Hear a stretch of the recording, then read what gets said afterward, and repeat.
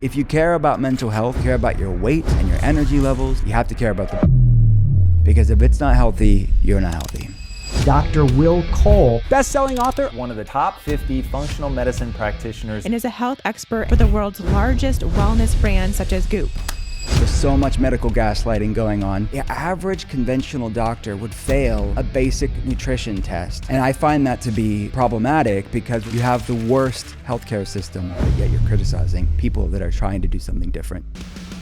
You define yourself as a functional medicine doctor? The differences between mainstream medicine and functional medicine is they're trained to diagnose a disease and match it with the medication. But I think a nutrition-forward approach to healthcare is vastly important.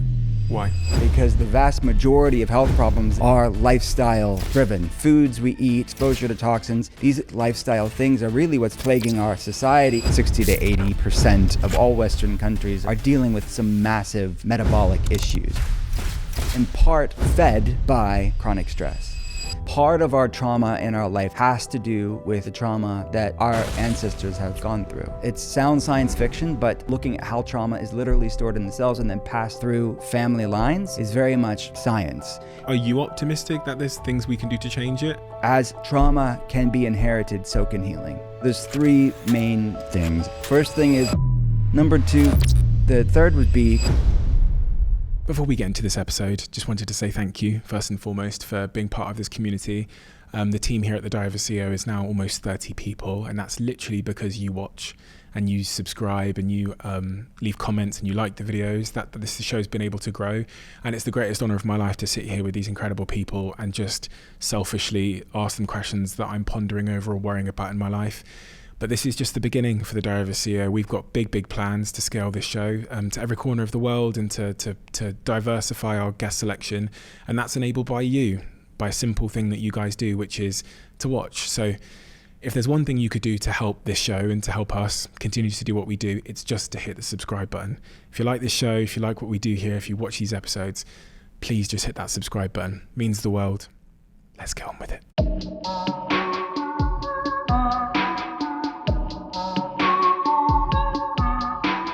Dr. Will.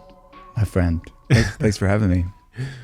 I'm going to start this conversation where I started it quite recently when I spoke to Max, who I think you're familiar with, which is, what do you do and why do you do it?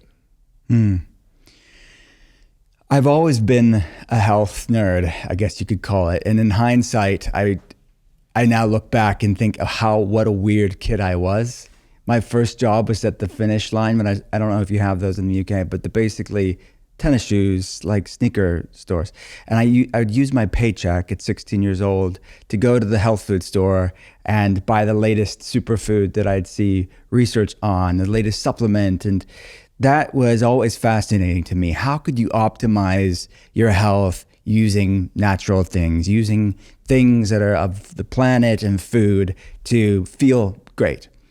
And needless to say, I was packing my lunch in the brown bags with the peppers and bananas and these whole grain, the crunchy things in the 90s. And my friends weren't doing that. So that evolved in me being interested in that, food and nutrition, to want to be formally trained. And I have a family history of autoimmune conditions. And I just have a passion to figure out these complex puzzles.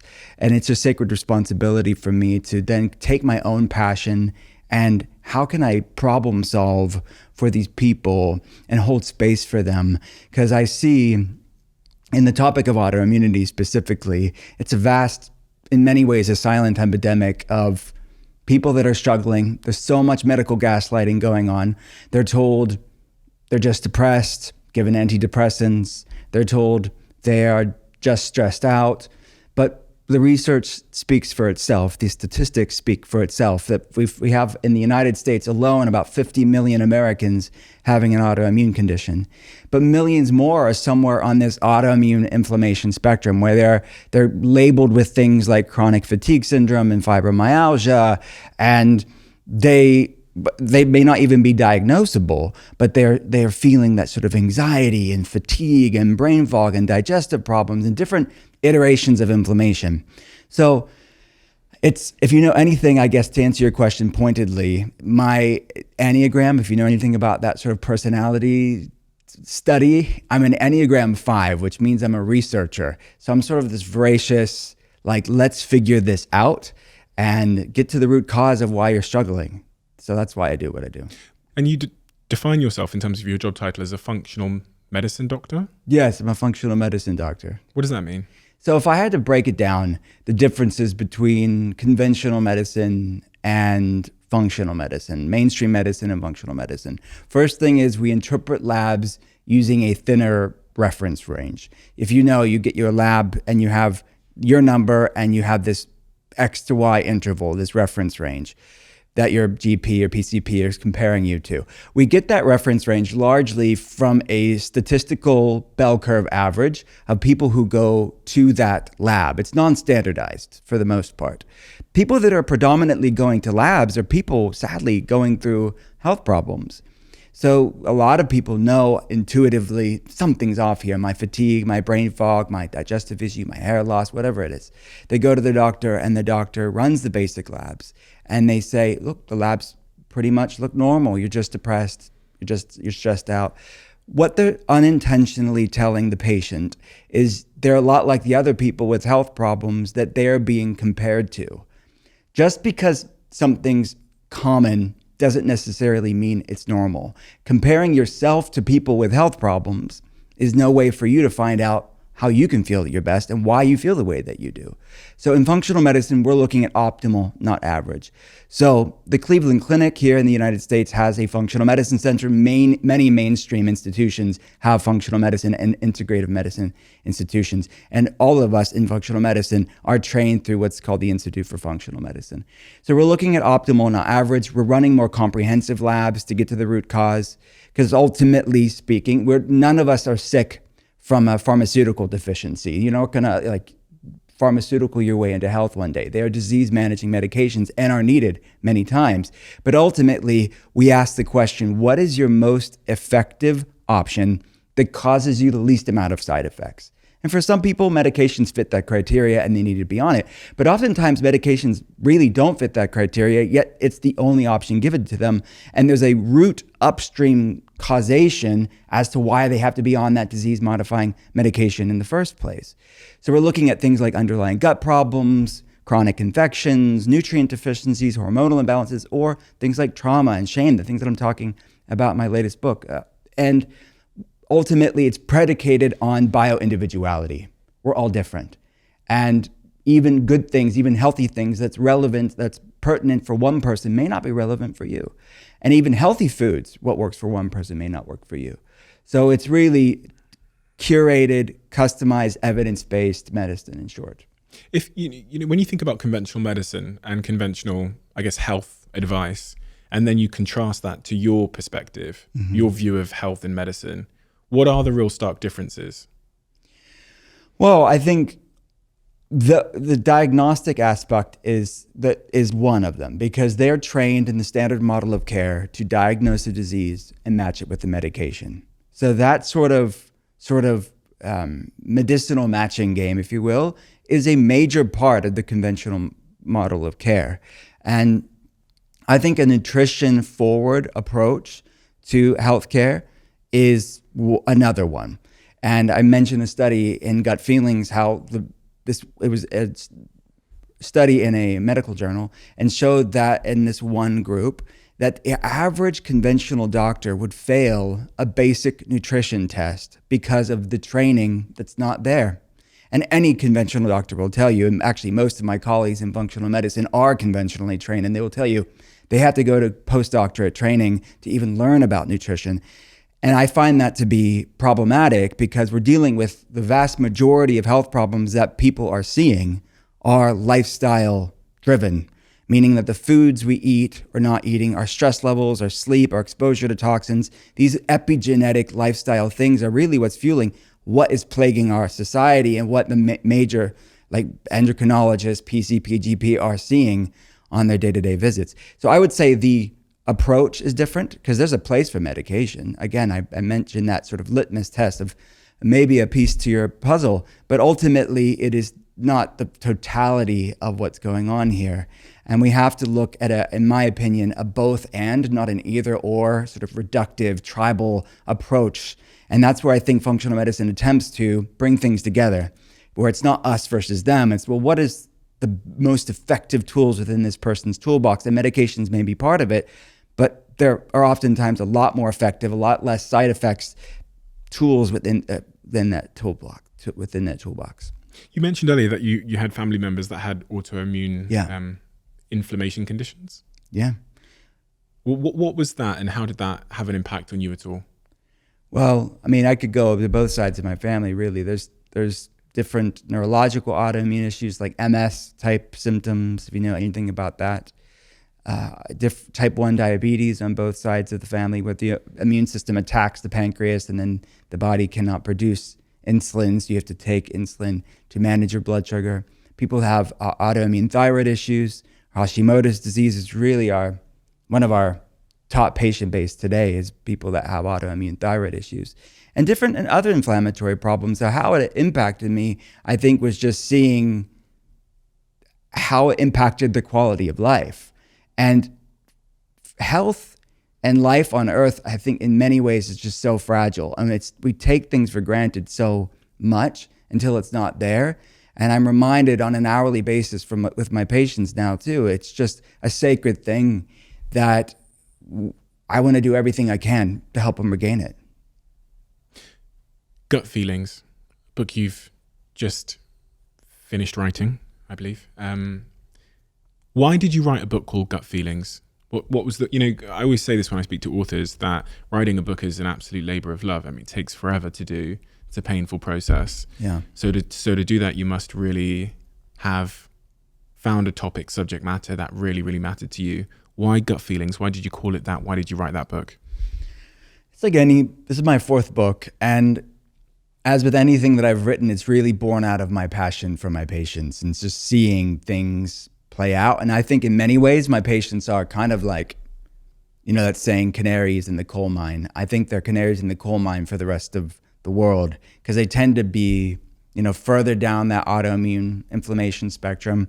They're struggling with different inflammatory problems. But then I look at the statistics and I realize they're the tip of the iceberg of really what's going on.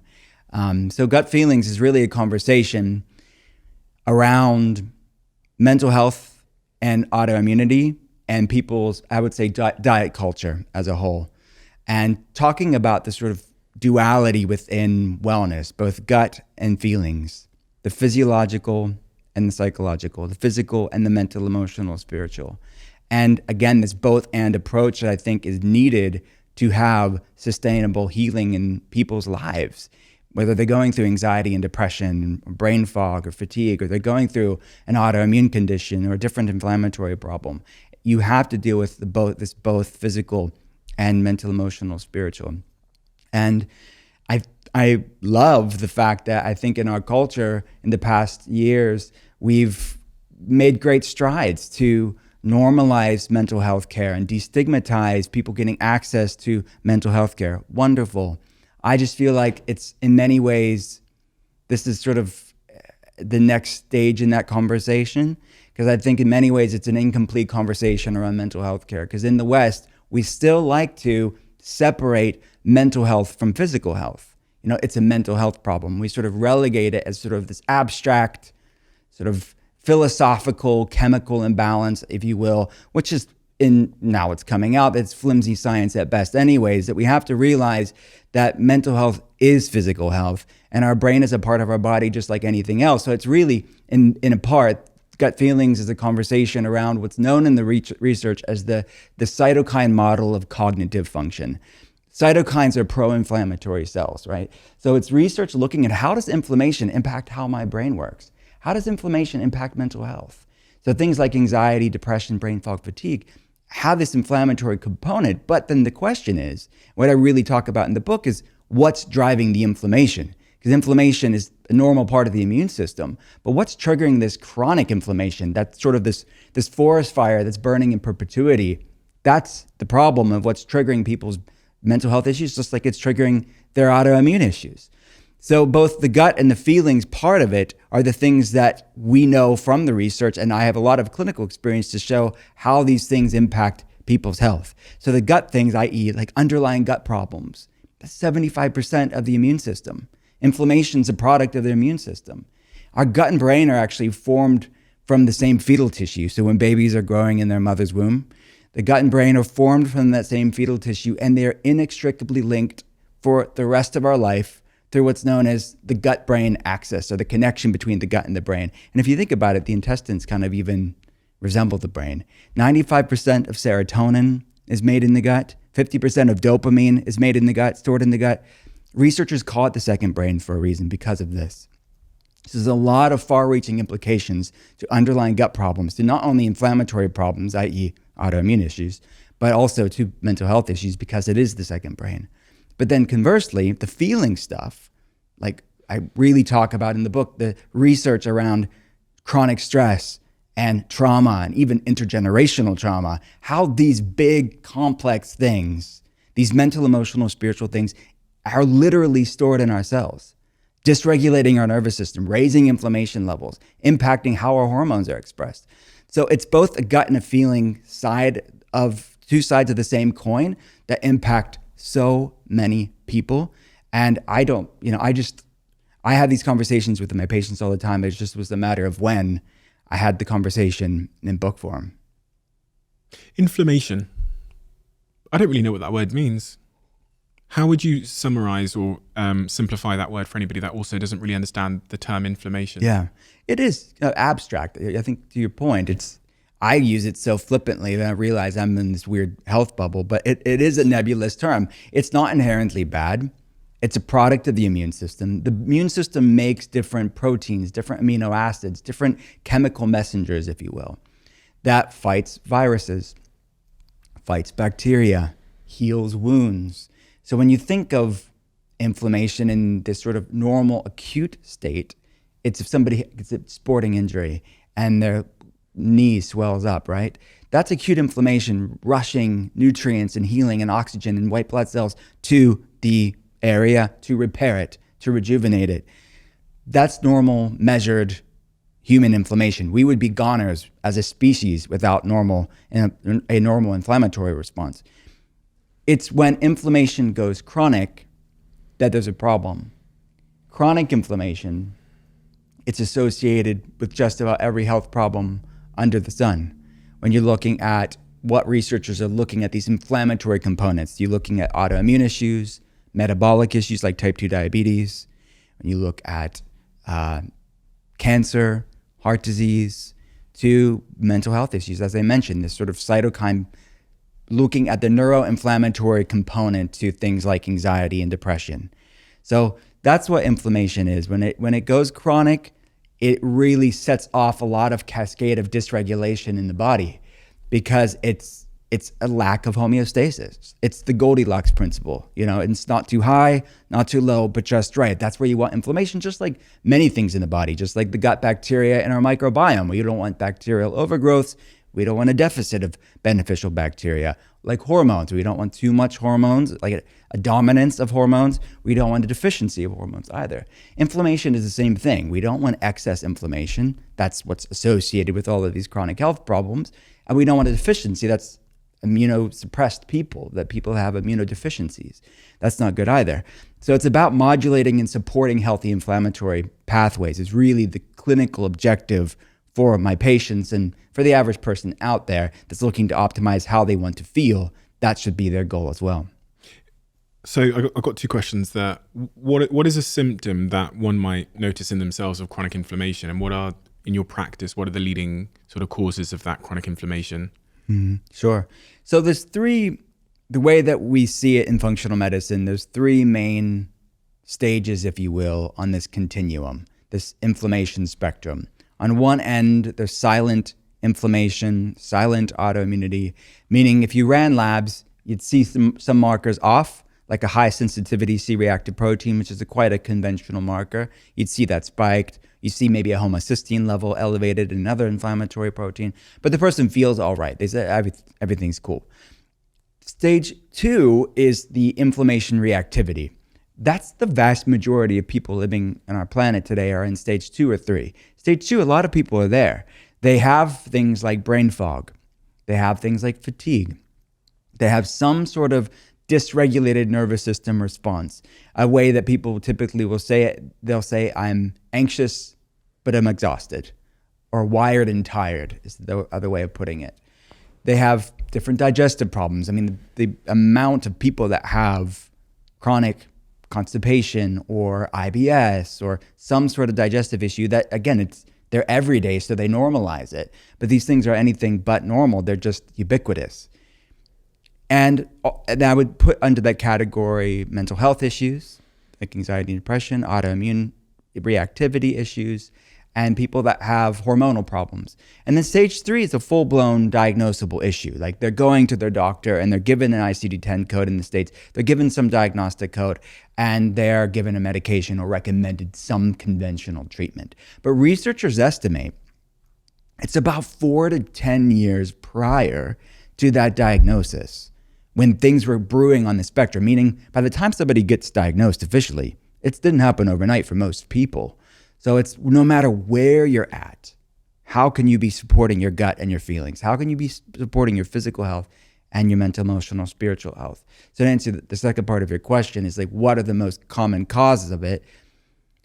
It really stems, like the broad umbrella of it has to do with what researchers refer to as an evolutionary mismatch or an epigenetic genetic mismatch. Our genetics, it's estimated, haven't changed in about 10,000 years. But yet our world has changed dramatically in a really finite period of time when you're putting that into context with the totality of human history. So the foods we're eating or the foods we're not eating, our stress levels, our collective and personal traumas, environmental toxins, our soil microbiome disruption and depletion, and in turn impacting our gut microbiome. So all of these epigenetic modulators, if you will, our DNA is living in this brave new world, and it's awakening genetic predispositions that have been lying dormant there for 10,000 years, but they're being triggered like never before in human history because of this onslaught of this chasm between our DNA and the world around us. So on that point then, the world we live in is maybe misaligned to our genetics, which is kind of what I heard there. Let's start with the emotional stuff. One of the topics you introduce in chapter 1 of your book is this idea of shameflation. Never heard that term before. Yeah, shameflammation. Shameflammation. What does that mean? And what science have you got to support that that's a real thing? Yeah, well, it's really a commentary on inflammation. It's not that shameflammation is a literal real thing. It's a commentary on how does what's shown in the research as far as in things like chronic stress, which is so well researched, and trauma, and I talk about in the book something called intergenerational or transgenerational trauma. How do these things impact our body, our physical health? So shame is sort of a term that a lot of my patients feel varying degrees of shame. They feel shame that they're not perfect enough with their body or around food or around life itself, not being the best parent or the best whatever in their life. There's a lot of health-related shame in our world and just shame in general when it comes to life. So shame is sort of the term that I used in the book of how to explain the sort of mental, emotional, spiritual feeling that people have. How it is impacting their health. In the book, I talk about this study around self-compassion, which is really the antithesis of someone that's shaming themselves, is someone that has sort of grace and a lightness and a self-compassion around it.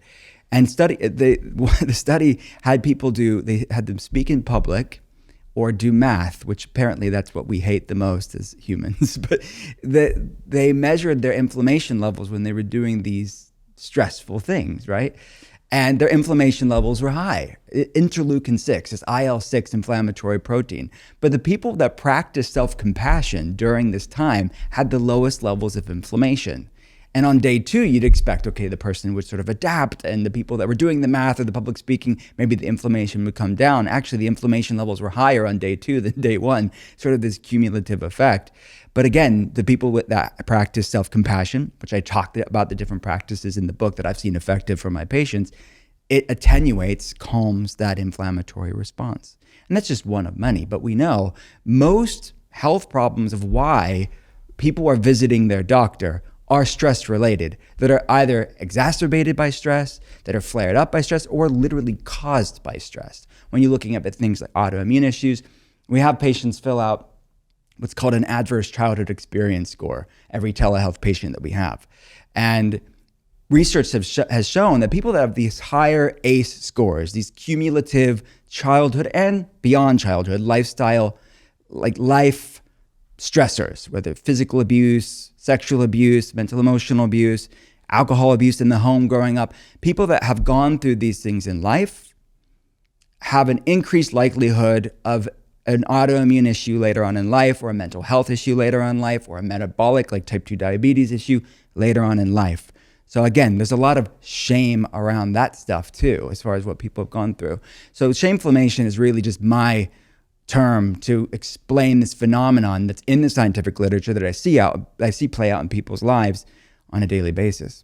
You talked about how vicious stress is as a cause, I guess, for inflammation.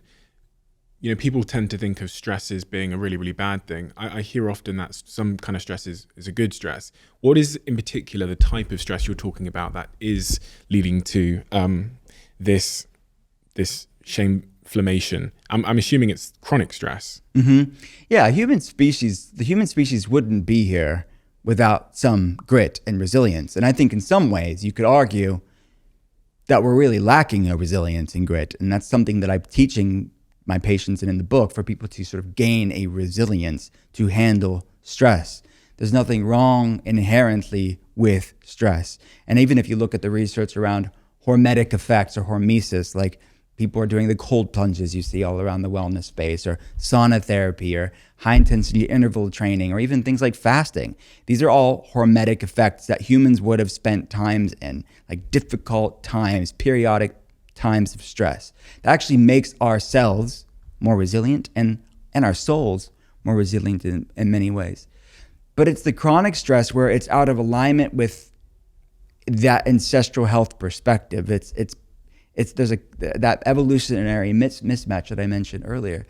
That is something that we haven't aligned with. We have these different stress adaptation responses in the body, and the body's releasing things like cortisol and adrenaline, and we never allow this sympathetic fight or flight stress aspect of our autonomic nervous system to calm down.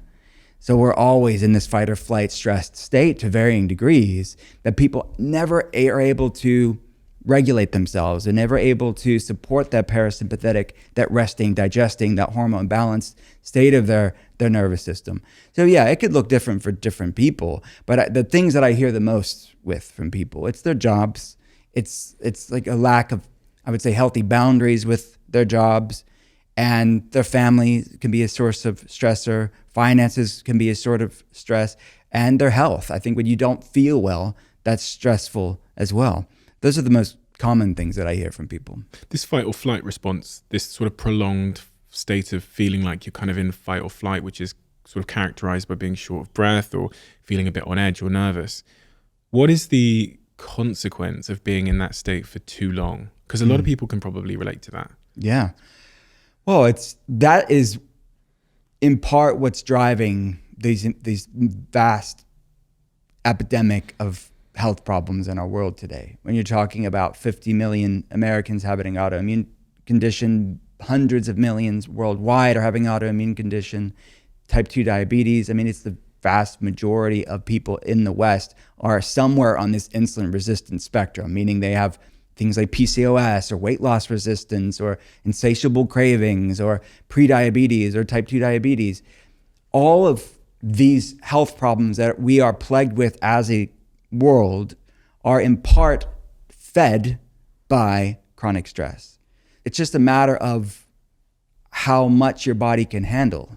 And that's sort of the conversation in the book about bioindividuality, right? Some people have the analogies, sort of that bucket analogy. Some people have massive buckets and they can handle a lot of things in their life before it's going to hit that tipping point. What is the tipping point?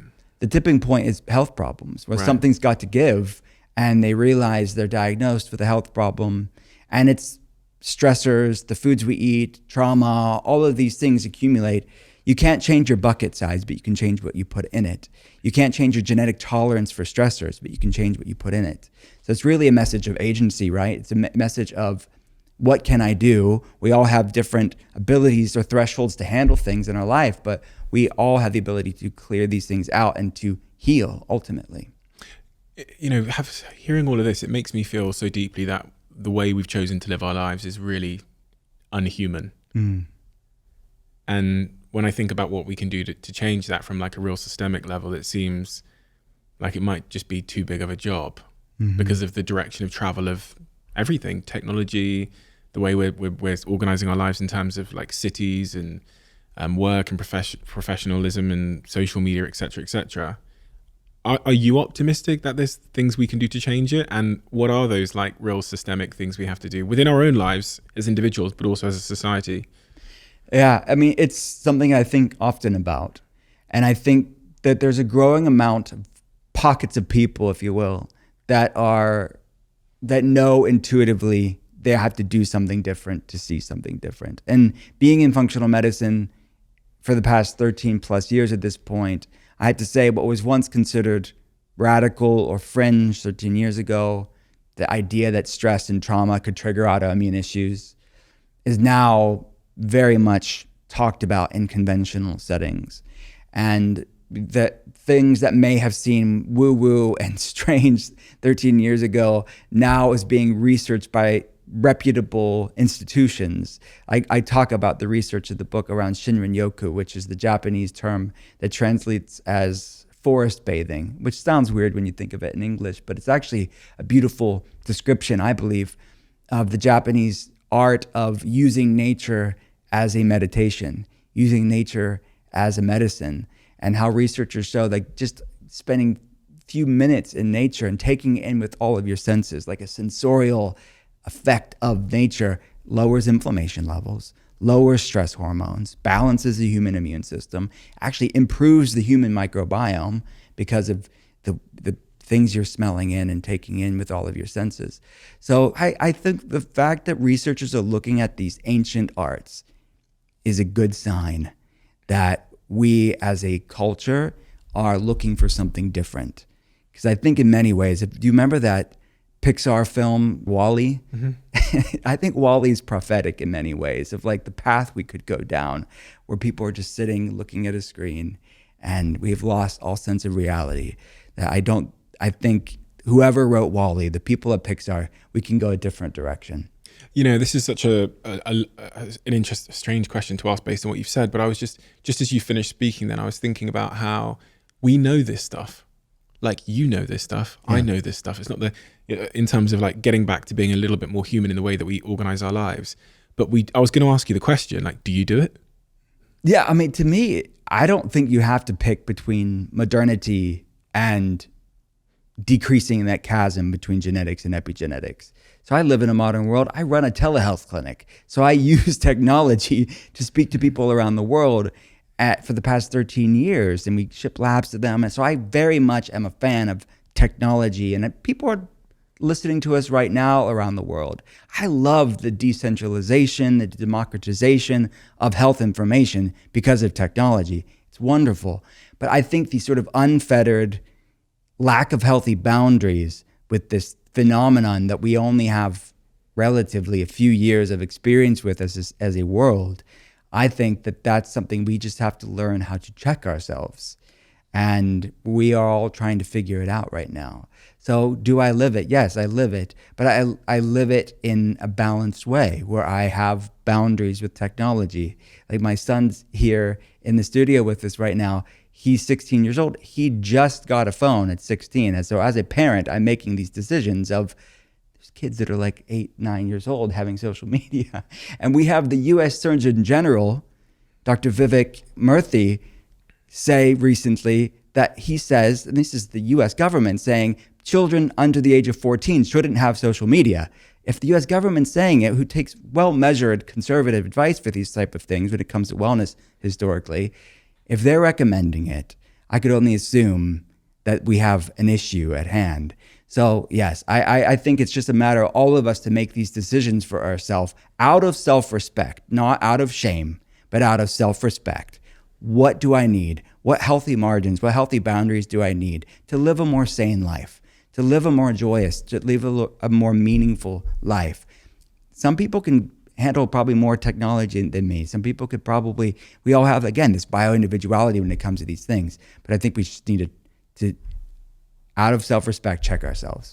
I'm thinking even beyond technology into things like, we're becoming more lonely than ever before, but we all know that's not good for our health or our happiness. We know that being in a community is great for our health and happiness. We're eating things that we all know are not great for our health and happiness as well. And so like and many of the things you said, I was like, I know that to be true, but like, why don't I do all of those things? And my conclusion in my head was that I think I optimize for something else. I think a lot of us actually optimize our lives, not for like health, or really even for what we know at our deepest level would make us happiest. We optimize for other things like status and success, and reproductive pursuits. And I was just trying to mull it over there, why that is, why like everything you've said in terms of being healthy and being happy, we all understand. And even I think about myself here, I think I could go do all of those things, but what I'd have to do is probably log off the internet, probably wind things down a little bit, be a little bit less ambitious. Would I be happier? Probably. But I'm not doing it. And would I be healthier? Probably. But I'm not doing it. And that's really what I'm trying to get at. It's like why people don't do what they know they should do and why they seem to be optimizing for like success and happiness. Well, I think it's our culture's priorities, right? It's like burnout is this badge of honor, and like status and how many followers you have on social media, how many downloads you have is seen as, it's deified, it's glorified in many ways. And I think this unsexy stuff, like, getting it, whatever, fasting or eating well isn't as alluring because people don't see it all the time. So I think it's human nature. I think our culture is really, sells us a lot of things as far as what's important and how we look, and things that are materialistic tend to be top of the list. So I don't think it's not just you, it's me, it's all of us. We all are in this culture that tells us this is what's important. But ultimately, my experience is to be the best you, like to be the best CEO, to be the best successful human being, to be the best partner, we have to have our health. And I see a lot of high-performing, successful people that don't want to choose either or. They want to be successful, but they realize they cannot be the highest performing person if they don't have their health. And I see people start their health eroding because it is unsustainable to always be in that sympathetic fight or flight stress state. And they know intuitively something's off here. I got away with it in my 20s. I'm getting away with it mostly in my 30s, but they start to erode. And then when you have your health look not as sustainable and impenetrable as you thought it was, then at that point, oftentimes it's that motivation that you just said that actually motivates them to get healthy. One of the things that orientates us and changes our priorities is trauma, and that's something you talk about in the book as well. The really fascinating thing that I've always been keen to ask somebody is about this idea of intergenerational trauma, which you've referenced a second ago. Because I wasn't sure if intergenerational trauma was just like woo-woo spiritual stuff, or whether it was real science, i.e. that the idea that your parents' trauma can be passed on to you somehow. Is that true? Yeah. Well, and yes, it is true. It is true. It's what researchers are really exploring of how it's expressed in our descendants. And then we all have trauma just in our own life, right? And these are things that we can accumulate, and through things like therapy and somatic experiences and things like EMDR that I talk about, you can work on your trauma in your life. But for some of us, part of our trauma in our life today has to do with the trauma that our ancestors have gone through. So two geopolitical, historical things that were big things in our world were explored in the scientific literature to see how this plays out. One was a Ukrainian genocide, man-made famine, in the early 20th century. Joseph Stalin, the Ukrainian people wanted to have freedom. Really, nothing new is under the sun. Every time the Ukrainian people wanted to have freedom, there was some sort of authoritarian squash on their efforts. But this famine in the early 1900s was done on the Ukrainian people. Millions of people died. And what researchers have found is not just the people that went through this atrocity, their children and their grandchildren had the same methylation gene variants. Methylation is something that we quantify on labs. It's sort of interconnected different biochemical pathways that impact inflammation levels, impact neurotransmitters and how our brain works, different detoxification pathways, that literally this trauma that the people went through during this Ukrainian genocide was passed on like an epigenetic heirloom of how genes were expressed by their experience. Similar research was done in the Holocaust and the descendants of people that went through the Holocaust in Germany and Poland. So yes, it sounds science fiction, but intergenerational trauma or transgenerational trauma, looking at how trauma is literally stored in the cells and then passed on through family lines, is very much science. And it's shown that these people have increased likelihood of mental health issues, autoimmune issues, type 2 diabetes, different hormonal problems. And this is what's being explored in the science, but I could only imagine that it exists on a spectrum, that maybe all of our descendants haven't gone through the same things. But I think intuitively, again, we can know that there's certain behaviors and certain ways that people live in part because of what our ancestors have gone through. So yeah, that's what's being explored. Feels a bit like it feels like a lot to deal with, like having to deal with my own trauma, let alone my great-grandparents' trauma as well, having a role in my life. And in that way, I think that can make a lot of people can think about this. It's like, wow, I'm screwed. Like, if it wasn't, I have my own junk, let alone my ancestors' stuff. And I'm going to pass my junk on to my kids. Right. But I think, so for the average person, you don't necessarily even have to think about it because it's just where you're at today. But I would say this, if you shift your perspective and almost give yourself a little bit more grace, a little bit more forgiveness and compassion to say, wow, there are some big things at play here. And I see people up against seemingly insurmountable things that have gone through a lot of personal trauma as well as ancestral trauma, break the chains of dysfunction, break the chains of disease and disorder in their life, and heal not only themselves, but heal their families, heal their children's children, heal generations they'll never get to see. So I think it's how you look at it. Yes, it's heavy, but as trauma can be inherited, so can healing. Interesting. In that chapter where you talk about intergenerational trauma, you also talk about polyvaginal theory. Mm-hmm. Big word, big phrase. Yeah. What is polyvaginal theory? Polyvagal. Oh, right. Of course, I got vaginal. Jesus Christ. We'll keep that in. Is there anything called polyvaginal theory? Probably. We have to learn about that together. I don't know. Well, let's talk about polyvagal theory instead then, if you don't know anything about polyvaginal. That'll be the next episode. The After Dark episode. Polyvagal theory is, well, it gets its name in part because of the vagus nerve. It's the largest cranial nerve in the body, right? And it translates from the word wandering or wanderer, and it sort of wanders from the brain down into the gut. And it's the main nerve that's responsible for our parasympathetic, our resting, digesting, our sort of zenned out, hormone balanced state, of which that aspect of our autonomic nervous system is weakened, or what researchers call many of us have a poor vagal tone. Our vagus nerve is weak, our parasympathetic is weak, because our sympathetic, that fight or flight stressed, super productive, always on the go, type A, is really strong. It's really overactive. So the sympathetic nervous system is where the fight or flight, the stress responses happen, and then the parasympathetic nervous system is ultimately what calms us down. Yes, exactly. And both are important. Okay. Both are important. But many of us have a dysregulated nervous system response because of this sort of imbalance within the autonomic nervous system. And then the enteric nervous system is sort of the third aspect of our autonomic nervous system.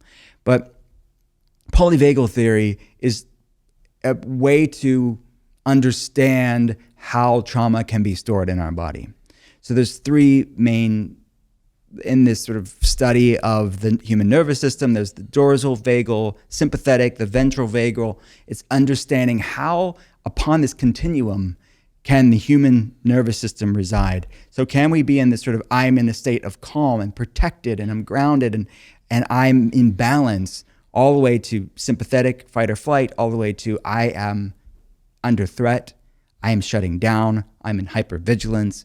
And the end stage of that is something called dysautonomia or dysautonomia. It is when the nervous system is perpetually stuck in that fight or flight state, that's a diagnosable disorder. But again, polyvagal attempts to describe how these things exist on a spectrum, to understand how things like thoughts and emotions, trauma, shame, our bodies are like cellular libraries where we're storing all of these things.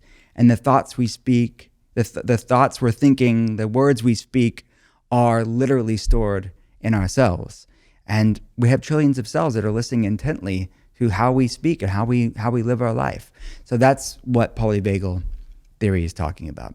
So in essence, there's these three states where you're relaxed. In state 1, state 2, you have sort of acute stress, small amounts of stress. And then in state 3, you have severe things like burnout and, physiological collapse, I guess. Yeah. And what sort of proportion of the population do you think are living in each state there?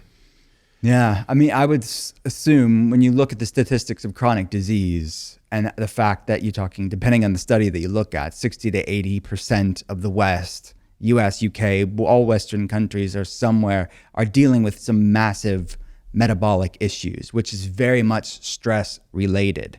Food plays a part of it because unhealthy foods that don't love us back is also stressful, but also the mental, emotional, spiritual stress of it. When you look at the phenomenon of insulin resistance, of which is the leading cause of heart disease in the world and doubles the risk of many cancers as well, that phenomenon of metabolic issues and hyperinsulinemia or excess insulin and glucose issues, that's the vast majority of people.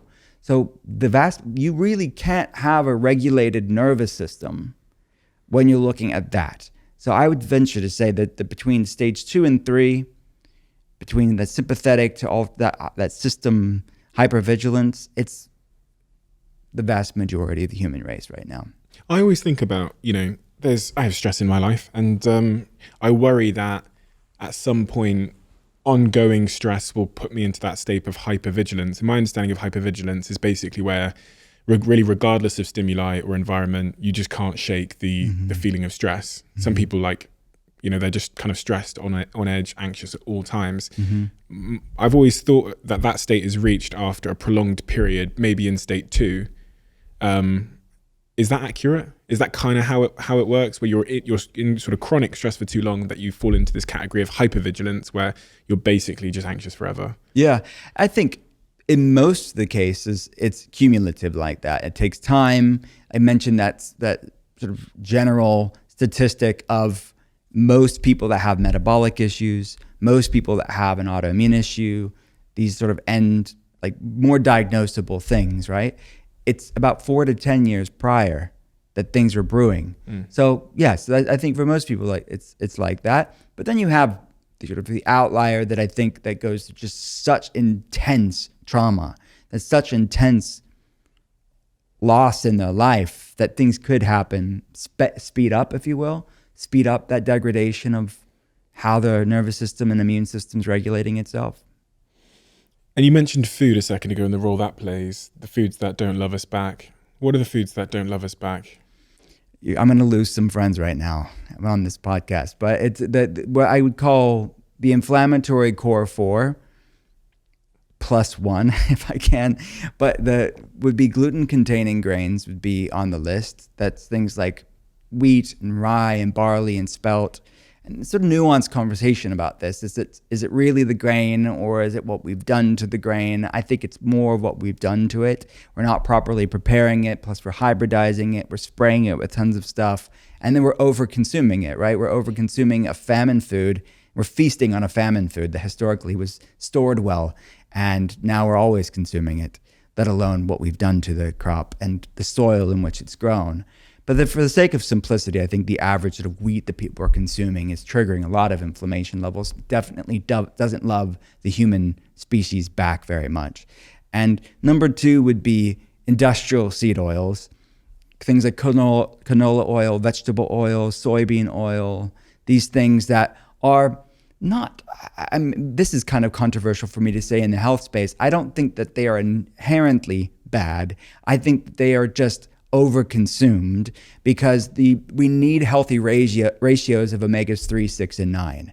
When you think of omegas 3s, it's like the healthy fish, right? People, or like the healthy long chain omega fats you get predominantly from fish.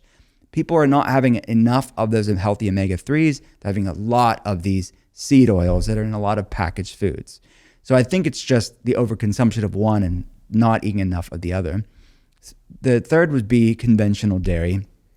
By conventional, I mean the average dairy that you're getting, the milk that you're getting at the grocery store. There are better versions of it. When you're looking at grass-fed organic, A2 milk, you'll see popping up because beta A2 casein is the subtype of casein that would have been consumed by humans for thousands of years. Now, because of the crossbreeding of cows, most casein is beta A1 casein, which has been shown to be more inflammatory because, again, of this evolutionary mismatch. Our ancestors wouldn't have consumed all of this. The fermentation of dairy can make it more digestible because it's breaking down the casein, the dairy protein, and those dairy sugars. So things like kefirs or cheeses and yogurts can be more digestible. And the fourth would be sugar and the overconsumption of that. But most people know that. But I would be more mindful of even the nice sounding euphemisms for sugar, where it's like, oh, it sounds like agave nectar. I think of that, right? Agave just sounds so natural, like they're squeezing the agave in the cup and just consuming it. It's mostly marketing because it's still sugar and it's still high in fructose. So I would be just mindful for the listener out there to look at the grams of added sugar you're consuming in a day, no matter where it comes from. And then the +1 would be alcohol, which is really a saboteur to our gut feeling connection. It will impact our gut microbiome. It's been shown to increase leaky gut syndrome, really raise systemic inflammation, and it's a neurotoxin. Researchers have shown that even drinking a small amount a few times a week is associated with lower brain volume, lower hippocampus size, which we need for focus and energy and having optimal cognition. This term gut microbiome is one that I've only come across in the last couple of months, maybe the last three to four months roughly, and the importance of the gut microbiome. For anybody who is new to this term, gut microbiome, why does it matter and what is it? Yeah, it's vastly important. And as I mentioned earlier, the gut and brain are formed from the same fetal tissue, right? That's our gastrointestinal system. Within it, we have upwards, depending on the study that you look at, upwards of 100 trillion bacteria in our gut.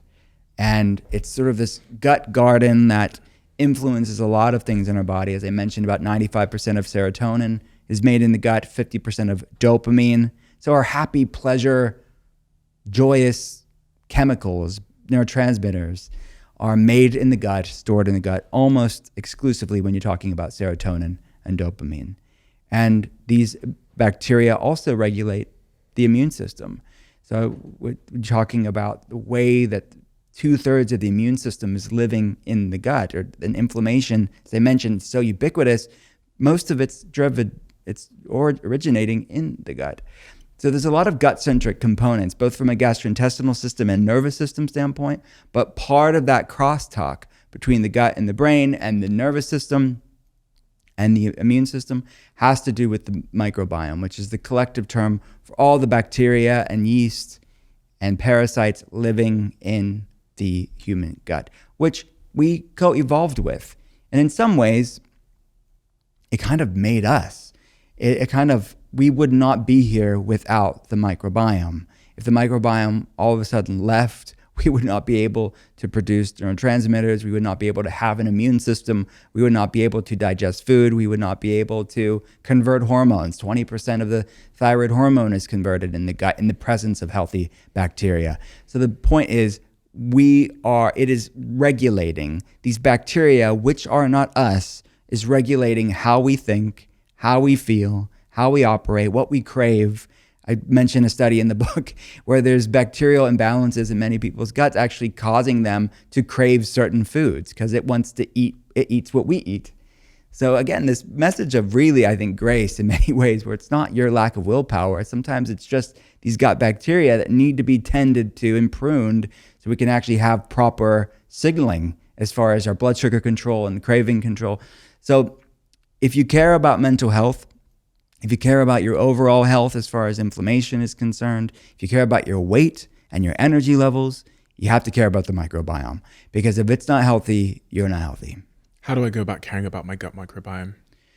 So it starts with the foods you eat. Yeah. Right? So I would say that there's that inflammatory 4+1, decreasing those, and then focusing on foods that love us back. One of the action items that I talk about in the book is those soups and stews that I mentioned. It comes from what's called a GAPS protocol. It's an acronym. It stands for Gut and Psychology Syndrome, or Gut and Physiology Syndrome. So it's a food tool that we use within functional medicine, or at least I do, that's really helpful for calming a lot of gut-centric inflammation. And it's sort of a proverbial siesta for your gut, because it's almost pre-digesting the foods when you're cooking things. Again, our ancestors would have known all of this, because they would have, if you talk about just ancestrally, soups and stews were a thing that people did, especially when you were going through a health problem. Mm-hmm. When you think of chicken soup when someone's sick, it wasn't the noodles that were the health benefits of the soup. It was these broths and these cooked vegetables and cooked meats that were easy to digest and break down. So somebody that's going through a digestive problem, gut health problem, or has inflammation levels and suspects there's gut-centric components to that inflammation, or they're going through things like anxiety and depression or fatigue, I really would put a lot of recipes in the book so people can really learn how to cook this way. That's really quite easy, and it's an affordable way to do it, and you can batch cook it and really have it throughout the week as well. So that's one thing. And then like these feeling action items of breath work, huge for vagal toning, huge for microbiome health, is simple meditation, simple breath work, all the way to the holotropic and more of the advanced tools that I talk about, is a really way to support vagal tone. The more you're supporting your vagal tone, the more you're supporting your gut-brain axis, the connection between the two, which is innervating the gut. There's something called the migrating motor complex, or the MMC, which is your gut kind of keeping the bacteria in the large intestine, in the colon. But your brain has to be the one that's regulating this bidirectional relationship between your gut and the brain, and the brain and the gut. So breath work and meditation, I mentioned the forest bathing, hygge, acts of stillness is what I call it in the book. Pick which one you want, but stay consistent with it. Because these supporters of the parasympathetic, these acts of stillness, are hugely restorative to your vagus nerve and, in turn, your microbiome. If someone's in a supermarket or on their way to a supermarket today, and they've heard your first comment there about the importance of food and the foods we pick, about the broths and the stews, etc., as they're walking through those supermarket aisles, what things should they be picking up if they are trying to be good to their gut? Well, I would start with fiber-rich vegetables, because you're going to be cooking those in the soups. Mm-hmm. So you really could pick any of your favorite vegetables that you would want to be having, and then your favorite protein that you'd be having. You could do chicken, grass-fed beef, you could do fish, really, or a plant-based protein. And you could do what stock you want to be having. You could do a bone broth. You could do a plant-based broth like a glangle or a ginger broth or a seaweed broth. And just of your choice, really curating these soups and stews. And think of it, again, as sort of this nourishing, grounding, healing time for you and your gut. That's what I would do. So wherever that's at in the supermarket, go find those things. And then I would say fermented foods can be something that people could consider, starting off low and slow, because they are kind of potent things. But things like sauerkraut and kimchi and kefirs, those can be good too for many people. As you might know, the show's now sponsored by Airbnb. I can't count how many times Airbnbs have saved me when I'm traveling around the world. Whether it's, recently when I went to the jungle in Bali, or whether it's when I'm staying here in the UK or going to business in America. But I can also think of so many times where I've stayed in a host's place on Airbnb and I've been sat there wondering, could my place be an Airbnb as well? And if it could be, how much could I earn? It turns out you could be sitting on an Airbnb gold mine without even knowing about it. Maybe you have a spare room in your house that friends stay from time to time. You could Airbnb that space and make a significant amount of money instead of letting it stay empty. That in-law, that guest house, that annex where your parents sometimes stay, you could Airbnb that and make some extra income for yourself. Whether you could just use some extra money to cover some bills or for something a little bit more fun, your home might be worth a little bit more than you think. And you can find out the answer to that question by going to airbnb.co.uk/host. You were vegan for 10 years, weren't you? Mm-hmm. Why are you not vegan anymore? You did your research on me. Yeah. I was a vegan for a while. It didn't love me back. It worked for a while, and I think my first book was called Ketotarian. It really was that exploration of being that health nerd and trying something new and feeling great and doing it in a whole food-based way, and then evolving from it and realizing it didn't love me back. And just because something's better, meaning just because something's better than the standard Western diet, which it certainly was, doesn't necessarily mean it's optimal. And it's okay to pivot. It's okay to evolve. So for me, I talk about it in Ketotarian, but I wasn't getting the complete protein that I needed. And a lot of the proteins that I was getting really wasn't working for me on a digestive standpoint. It just was like a lot to digest. It was kind of irritating my system. And there were some nutrient deficiencies from a bioavailable iron standpoint, bioavailable B vitamins like folate and B12 standpoint, and true vitamin A, retinol, which you cannot get in plant-based form. Now, in theory, I could have supplemented with all of those things. I could have supplemented with iron, I could have supplemented with B12, which I was, and I could have supplemented with vitamin A, which I was, but there's synthetic mainly. The retinol that you're getting from supplement form is synthetic. It's not in its whole food form. So the question that I posed to myself was, if I have to supplement, is it really the most ideal diet for me? So I have many patients that are vegan for various reasons, like religious and ethical reasons, and we want to make them the best vegan or vegetarian, if they're vegetarian, food protocol for them. But for me, I was able to pivot out of that, where I could still be predominantly plant-based, but still be omnivore and feel amazing. So that was my journey. What were the physical sort of symptoms that you experienced that made you awaken to the idea of pivoting out of being vegan? It was fatigue more than anything. It was fatigue, brain fog, and digestive problems more than anything. And I thought, it was just me. And, I evolved from it. I have not to get super sciencey on you, but I have a double MTHFR gene variant, which we all have different gene variants, right? But this is one of the gene SNPs, or single nucleotide polymorphisms, that we can measure, we quantify on labs. We get raw gene data from something like the different genetic tests that people get, like Ancestry or 23andMe. We can look at their own genetic bioindividuality. My body is not as good in that way at methylating, meaning that specific MTHFR gene has a lot of science behind it. Basically, I'm not as good at converting folic acid into folate. I'm not that good at bringing this inflammatory protein down called homocysteine. Many people have this, and higher homocysteine levels, even slightly elevated, is linked in the research to increasing the blood-brain barrier permeability, basically contributing to, in part, neuroinflammation. So people that are going through things like brain fog or different inflammatory problems or fatigue, oftentimes homocysteine is implicated in that. So for me, to get those levels optimal, bringing in things like wild-caught fish and grass-fed beef, and more soups and stews with like bone broth-based soups and stews, like collagen-based things, loved my body back tremendously. Did it fix the physical symptoms? 100%. So, and that's the thing, is like, it's science and art. Like, not for all of my patients that are vegan or vegetarian, maybe they're not willing to pivot. So I want to give them, let's be pragmatic and be the best option for you. But for someone that is willing to test these things out, still be predominantly plant-based, but still bring these things in, I think can do wonders if you're willing to do it. A lot of people, when they're thinking about being good to their body or good to their gut, they'll have like a detox, you know, like detox juice week or something. Yeah. What's your thoughts on that? You know, I think it's a lot of probably, well, first of all, it's such an ambiguous term, right? Yeah. It's like you don't know what they're actually talking about when people say that, or it's mentioned on a bottle or a protocol that you saw online. Like a 7-day juice detox. Yeah. Yeah. So I get why people want to do it, because we live in quite a toxic world and eat a lot of foods that don't love us back. So people are looking for some reprieve.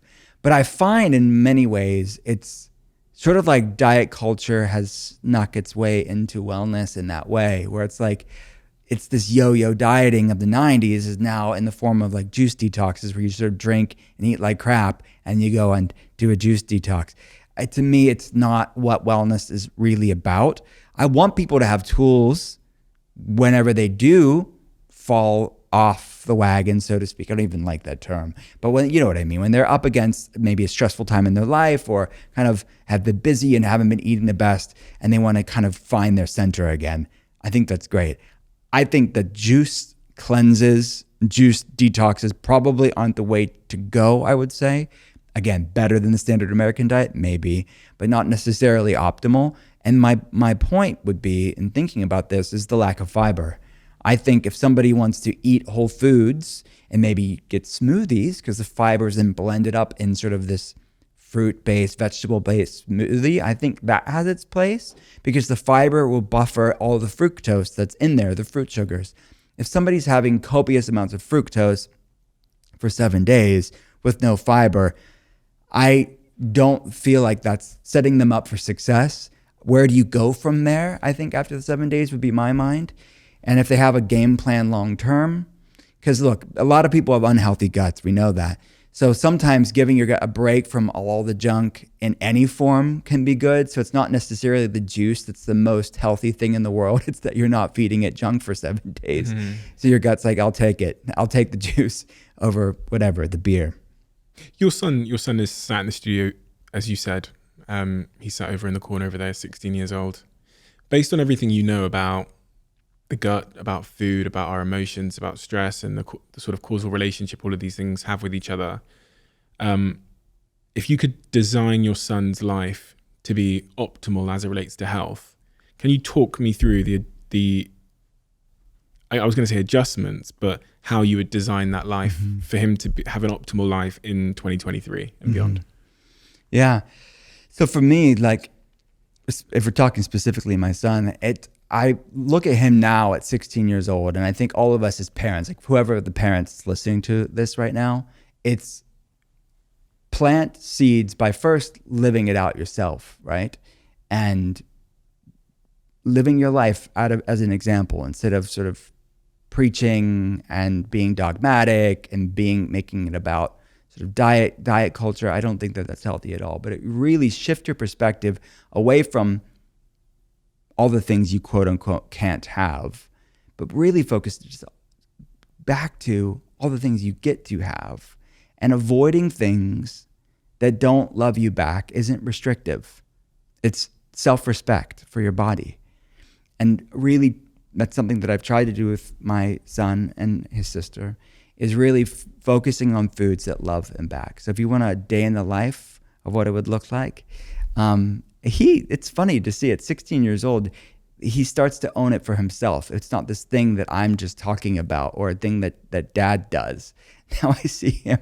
He actually said to me this the other day. He said that he said that very thing. He's now taking it for himself. He said, I took it for granted for all these years of it was just in the house, and this is what his dad was doing. But now this is like, now he can own it for himself. So I think there's hope for us, because he be the first one to tell you he's a picky eater, and that's okay. And it's really just meeting your kid where they're at and planting seeds. And then at some point, the goal is for them to own it for themselves. So in the morning, I mean, he typically does some intermittent fasting in the morning, which isn't for everybody, but 16 years old, he's working out, he's eating clean. He does sometimes compressed feeding in the morning. So that's something that's not for everybody, but it works for him and I. We both do it. Why? Why is it good?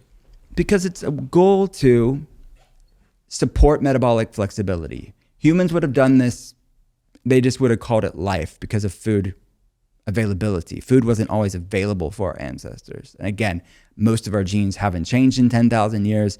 So having some intentional time where you're not eating and you're breaking your fast a little bit later in the day, or you're ending your eating window in mid-afternoon, those are two ways that you can do it. Be sensible about it, be moderate about it. If you have, an eating disorder, I wouldn't recommend it. But for the average person that's looking to optimize their health, most of us are in the West stuck in this sugar-burning, metabolically inflexible state where we're on this blood sugar roller coaster. We have these insatiable cravings, even if it's for the healthier sugars.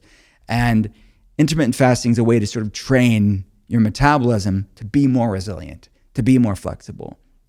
So then you break the fast around lunchtime is how we typically would do it, where we have lots of vegetables and clean protein, healthy fats like avocados and extra virgin olive oil. And you can have that whole food smoothie with fruits and greens and, some sort of protein powder if you wanted to do that. And it's similar for dinner. And then there's lots of things people can have, but also cultivating these feeling practices to be supportive of the parasympathetic. If we're speaking about my son, I'm so proud of him because I'll walk in his room sometimes and he'll just be on the floor meditating. And we all should be doing that. It's completely free. It's accessible. None of us are good at it. That's why it's called a practice.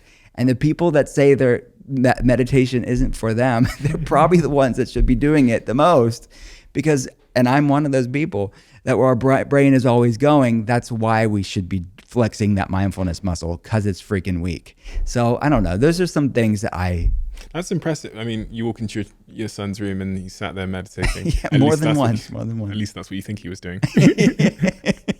We're very good at hearing our father coming in quickly. Getting the loaded position. Is that your trick, Saul? He's like, and lotus position. He has it down pat. And what do you struggle with?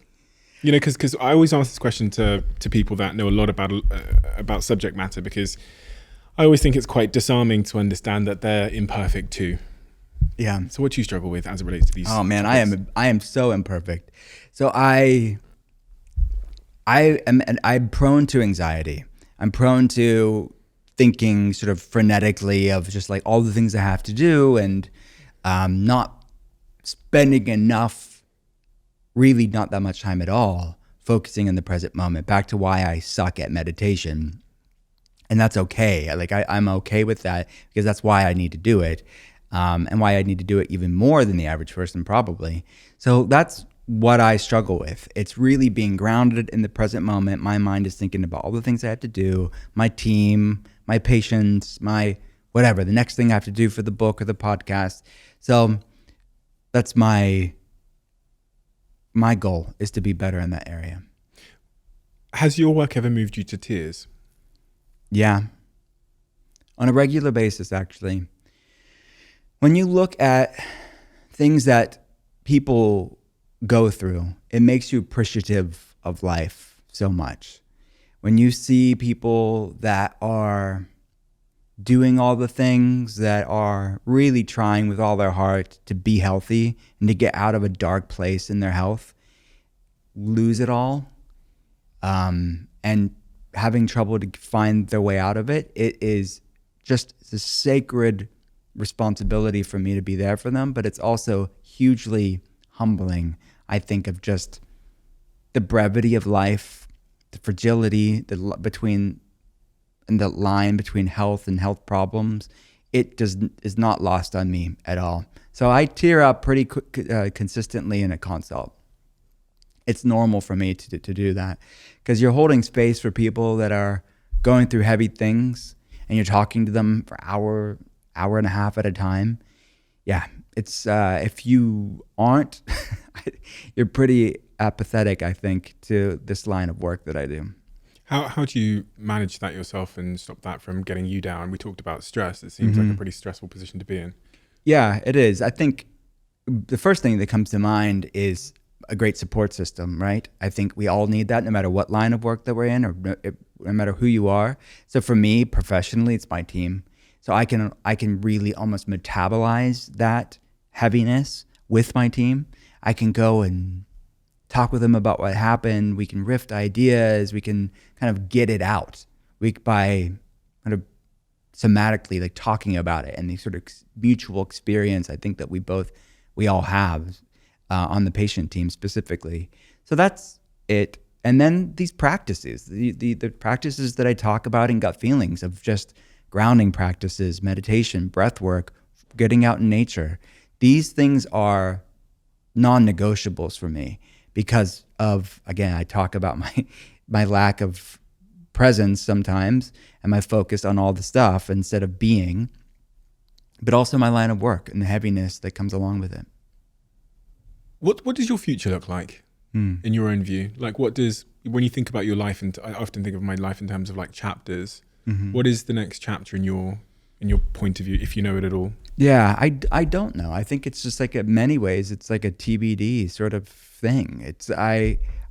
I've spent my career thus far really my nose to the ground, doing what I love, staying in my lane, if that makes sense. We're just sort of relentlessly pursuing a passion that I've had that's really just been an outpouring. So I think of all the things that I'm doing now, talking with you right now, or writing a book, or having a podcast, or all this stuff is really just ripple effects of that main focus of just figuring out complex problems to people's health issues. So I don't know where that will take me, but I haven't really, and I'm probably not the norm when it comes to people that are professional and doing all the things, because I didn't really think that much about it other than just being of service to the person in front of me. Or just, when I'm in a consult, that's all that's there. It's the consult that's there and I'm focused on it. So it's heavy to hold, but that's basically all that I'm doing.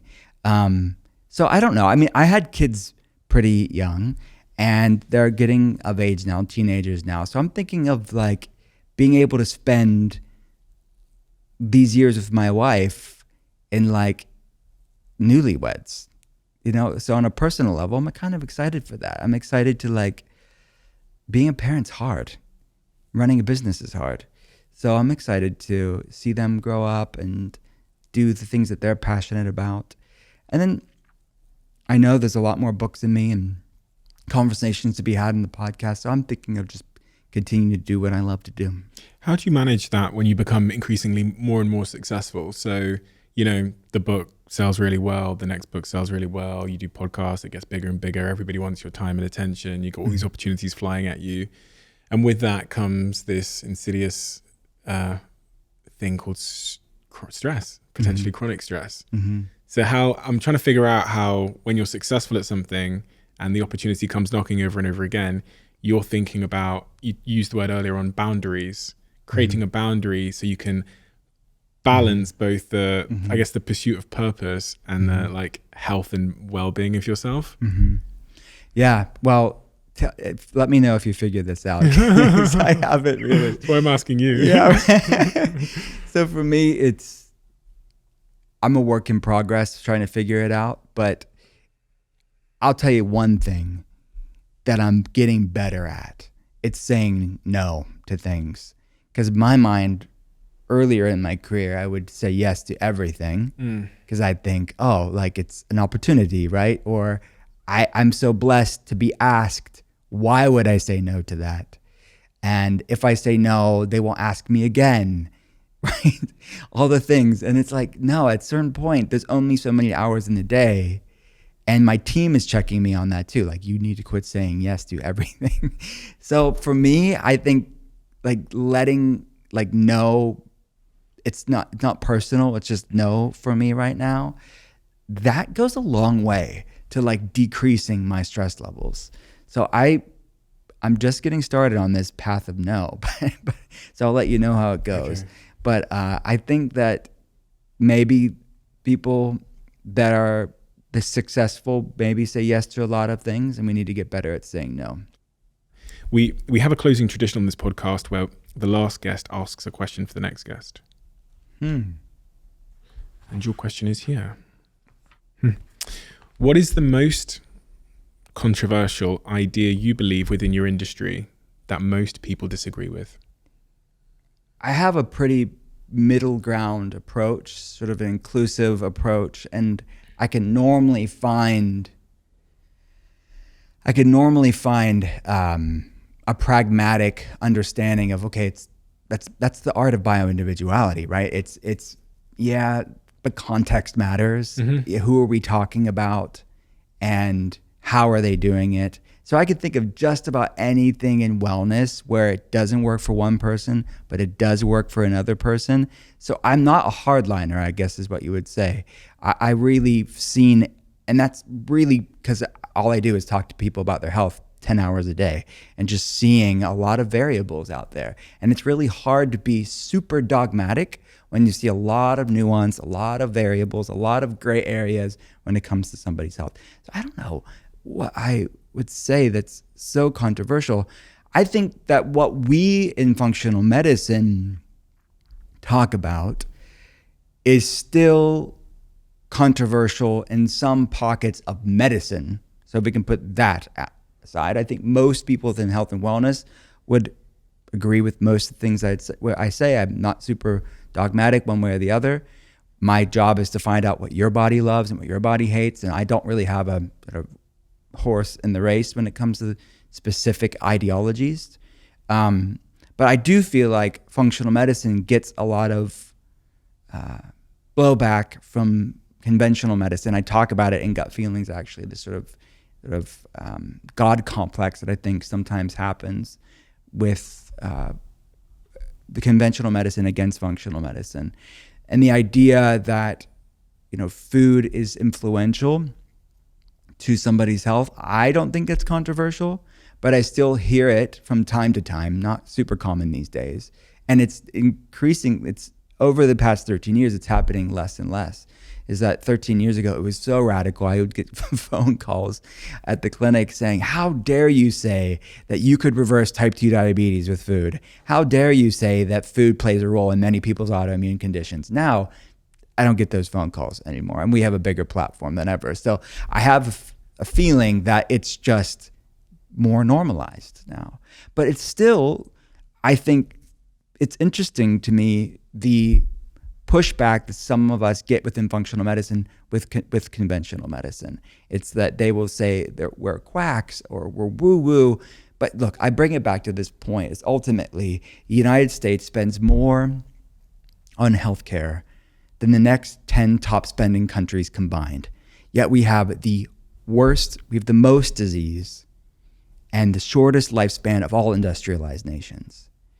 So I think that when you look at those statistics, we have to realize we have to do something different to see something different. And when you look at the statistics, what we do in functional medicine, it speaks for itself. We're getting people healthy. We're able to reduce and eliminate their need for medications when it's possible. And we're improving their quality of life. And I think it speaks loudly when you talk about mainstream institutions like the Cleveland Clinic opening up functional medicine centers. They're not opening it up. Millions of dollars they're putting it into these clinics off of quackery and woo-woo. They're doing it because the statistics and the data speak for itself. So I think you're on the wrong side of history if you still think functional medicine is controversial. It's not. We're getting people healthy. Healthy shouldn't be controversial. And I think it says more about the system that's calling us controversial than it does about us getting people healthy. So that's the first thing that comes to mind, is that still we have this sort of archaic dinosaurs critiquing people that are getting people healthy, but it's almost like the analogy that I use in the book. It's like I use the analogy of school. It's like you have the failing student judging the grade A student. And I feel like in many ways that's sort of the poo-pooing of functional medicine from conventional world. It's like, well, how dare you? But yet look at the statistics. You have the worst healthcare system in the industrialized nation, but yet you're criticizing people that are trying to do something different, to see something different. Dr. Will Cole, thank you so much. Thank you, my It's friend. been a pleasure speaking to you. Likewise. And everybody should go and get your book because it's Thank you, it's brother. incredible. Gut Feelings, out now. Quick one. As you guys know, we're lucky enough to have Blue Jeans as a sponsor and supporter of this podcast. For anyone that doesn't know, Blue Jeans is an online video conferencing tool that allows you to have slick, fast, good, quality online meetings without any of those glitches that you'd normally find with other meeting online providers. You know the ones I'm talking about. And they have a new feature called Blue Jeans Basic, which I wanted to tell you about. Blue Jeans Basic is essentially a free version of their top quality video conferencing. And that means that you get immersive video experiences. You get that super high quality, super easy and zero fuss experience. And apart from 0 time limits on meetings and calls, it also comes with high fidelity audio and video, including Dolby Voice. They also have expertise grade security, so you can collaborate with confidence. It's so smooth that it's quite literally changed the game for myself and my team without compromising quality at all. So if you'd like to check them out, search bluejeans.com and let me know how you get on. Over the last couple of, maybe 4 months, I've been changing my diet, shall I say. Many of you who've really been paying attention to this podcast will know why. I've sat here with some incredible health experts. And one of the things that's really come through for me, which has caused a big change in my life, is the need for us to have these superfoods, these green foods, these vegetables, and then a company I love so much, and a company I'm an investor in, and then a company that sponsored this podcast and that I'm on the board of, recently announced a new product which absolutely spoke to exactly where I was in my life, and that is Huel. And they announced Daily Greens. Daily Greens is a product that contains 91 superfoods, nutrients, and plant-based ingredients, which helps me meet that dietary requirement with the convenience that Huel always offers. Unfortunately, it's only currently available in the US, but I pray that it'll be with you guys in the UK too. So if you're in the US, check it out. It's an incredible product. I've been having it here in LA for the last couple of weeks, and it's a game changer.